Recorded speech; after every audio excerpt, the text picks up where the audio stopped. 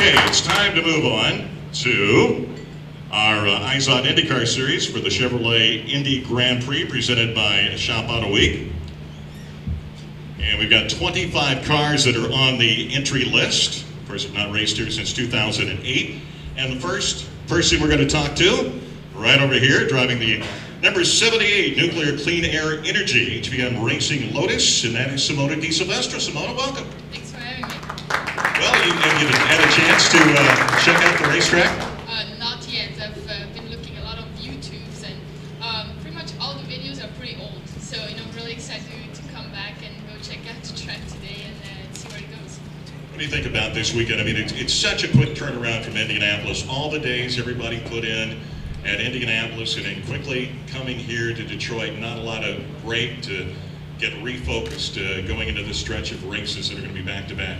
Yeah, it's been pretty busy, and we are facing our challenges a little bit. So we kind of have to take it kind of slowly and just go through the steps. We have a lot of work on the engine side right now, so we really have to focus on that side. And luckily on the street course, it doesn't show as much as on the oval, so as a driver you can make a little bit different. If we have a pretty good race car, we can have a pretty good result. So we're really going to work hard on that, and hopefully some of the updates we're going to get for our engine are going to be good, and we're going to get closer to the Hondas and Chevy. Well, we saw what happened in Indianapolis when we thought one manufacturer was having some troubles. All of a sudden they came to the forefront, and people work behind the scenes, so who knows, maybe that Lotus will have a little extra oomph this weekend. Hopefully, I think it'll take a little bit of more time than how the Hondas turned around, but we're confident, and we just have to keep focusing on what we have to do, and hopefully toward the end of the season we can fight in the top 10, and that's what our goal is right now. Good luck this weekend, Simona. Thank you. Okay, where's the mayor of Hinchtown? I was looking around. James? Get up here. I get to interview the mayor. The mayor of Hinchtown, James Hinchcliffe, number 27 GoDaddy Chevrolet. Okay, we might as well get it out of the way, those who don't know. Let's talk about Hinchtown. Yes, let's. I don't know what to tell you. It's a little slice of the internet that we created, and since I made it, I made myself the mayor of it. And so far, no one's run against me, because I'd probably lose if there was actually any competition. Well, you're running very, very strong as the mayor of Hinchtown. Right now, you're third in points. Had a great run at Indianapolis, starting second. I mean, you were so close. 0.003 miles per hour, which is, I can't even get out is how close you were. Yeah, fraction of a blink of an eye. It works out to what was the number? Was it 9 inches, Ryan? Over 10 miles of qualifying. So yeah, just looking for that last 9 inches. Ain't that always the way? But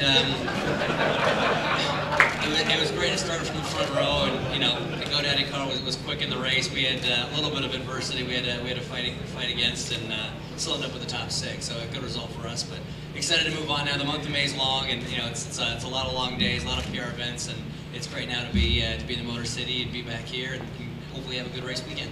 And we allow Canadians across the river from time to time. I got to ask you about the GoDaddy commercial that's right now about getting on their homepage, because I thought it was great. Now, you're actually the drum major in the background. Did Elio teach you those dance steps you're using there in the commercial? I think that's actually an insult to Elio, because he's quite an accomplished dancer, and if you saw the commercial, what I did was atrocious and embarrassing. But it gets the point across. We're doing this campaign to try and get my picture up on the GoDaddy.com homepage, because that Danica's been there a while, so it's time for some fresh blood up there. So we're trying to do that, and we had some fun with the commercial, and she's been a good sport about it, so it's been cool. I thought it was great. I love watching the background. You give me a chuckle when I see you dancing and acting like a drum major. James Hinchcliffe, Andretti Autosport. Now we're going to move over here. I have a certain method to my madness. Driving the number 12 Horizon Wireless Chevrolet from Queensland, Australia, one of my favorite places to go. I love Surfers Paradise, by the way. Will Power. Will, welcome. Thank you. Okay, this weekend, back on the island. You've been rolling great. It has been unbelievable. You went on that 3-run win streak. Barber, Long Beach, and down Brazil, Indianapolis. A little bit of a setback there, get involved in an accident early, but still leading the points coming in. Yeah, it was definitely a strong start for the team. Winning the first 4 races and taking all the pole positions. But Man, yeah, Indy, that sucked. You know, sitting and watching all those last restarts, thinking, you know, if you can be like TK, go from 10th to 1st, you know, maybe it would have been in there in the mix. But yeah, moving on to a street course, really excited to be coming here. You know, with the Chevrolet engines, and it's, you know, Roger's backyard, so the pressure's on to have a definitely a good weekend for the whole team. We'll see what we can do. You're halfway already to the total number of wins you had last year. You had 6, which was a great year, and already 3. Yeah, that's right. Hopefully that's not it. We're gonna definitely got to keep pushing hard and try to win an oval coming up here soon. And you know, I've got Cindric on my radio. We're definitely working well together, and the strategies have been good. And, man, we've just got to continue. Well, good luck this weekend. Thank you very much. See if he gets another road course win. And we're going to talk to this gentleman right here, Ryan Briscoe, the number 2 Izod Chevrolet, the Indianapolis 500 pole sitter, who sat in his car for almost, 40-some minutes waiting to see if he got beat by this guy going out to qualify. You and I talked the other day, it might have been the longest moments of your life waiting to see if you had to go back out. It was pretty long, but as long as I was in front, I was feeling pretty good. It was a pretty crazy day. Pole day is always one of the most stressful days of the Indy 500, and we certainly had a good run early on, and it stuck just, so it was great. I actually remember you from a race that you had a couple of years ago back when we raced here, but it was in the ALMS when you were driving the Porsche Spyder for Roger Penske, and the battle you had with Alan McNish on the racetrack, which I thought was one of the most fantastic battles. I know it's not IndyCar, but you were showing a lot of gumption out there and passing in places people said, you can't pass at this place. Yeah, we had some great races back then. The RS Spyder was an awesome car to drive, and we had some really fun battles with the Audis as well. So even around a tight track like this, we found places to pass and had a lot of fun. It gave me good experience when I came back and raced the IndyCar here as well. So really excited about coming back. We've missed it the last few years, and you know, it's just awesome having Chevrolet back, the Grand Prix back, and a return to the city. So it's a lot of fun. How much does it help having all that experience here, even though it's been 4 years? Yeah, I mean, it's good. You know, we'll have to see how the weather plays out tomorrow, if we'll be giving up any track time. But you know, any experience on the street courses is good.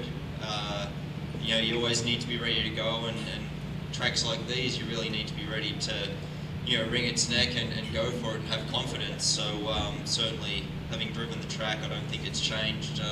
You know, it won't hurt us at all. Well, good luck when you take to the track tomorrow. Thank you. Okay, now going in order of those with Indianapolis 500 wins.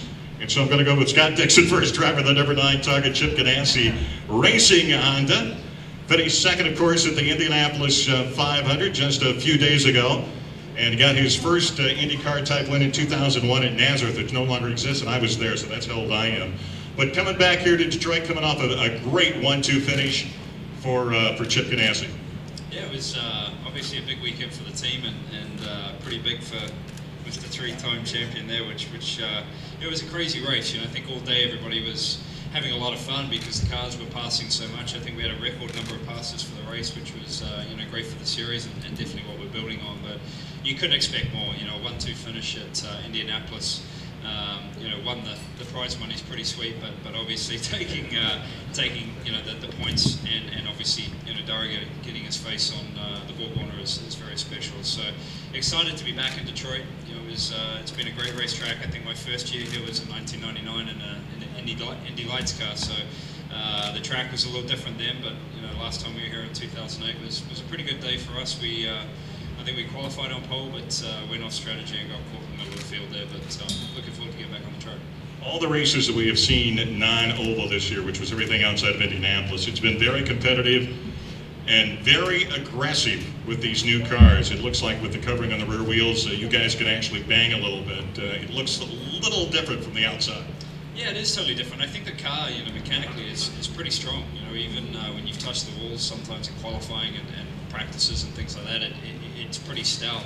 And I thought we saw a good shot of that actually when Dario got hit in Brazil. You know, he got hit, spun out, went through the middle of the field, and the car wasn't even damaged at all. So, you know, it's going to be probably a decent thing around here because it is such a tight track and with walls everywhere. But you know, the racing has been fantastic. You know, with this new car and the way it runs, you know, the draft seems to be pretty easy to get. You know, we'll have to see what it's like around the Detroit circuit here. But you know, I'm sure the battle will be still, you know, strong between Honda and Chevy, and looking forward to it.